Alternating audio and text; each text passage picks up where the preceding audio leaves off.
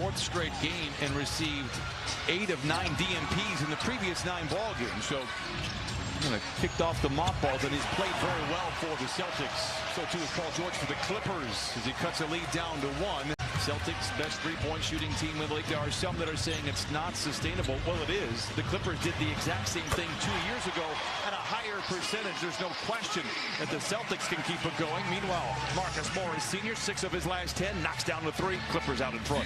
God, you're going to shoot a high percentage. It's when you begin to force the situation from behind the three-point line, taking tough shots where your percentages go down. And Paul George right back at him, a quick pick and roll in transition.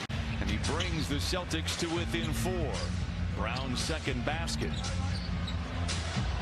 George saunters down the lane. He grew up just outside of Boston.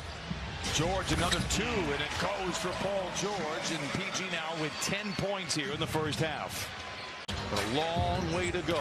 Leonard on the prowl gives it over to Senior. Good ball movement here to start things off for the second half for the Clippers. Long 2 for George. It settles in. Paul George with 15. George gets a screen from Zoo. It's a good one. It frees George for the 3, and he knocks it down. Second 3 for George. He has 18. Trying to find Zoo, being fronted by Brown. Not a lot of spacing, so Leonard takes matters into his own hands. Kawhi Leonard is 8 for 10. He has 20. It's so enticing to go for that steal. But Batum thought he had it.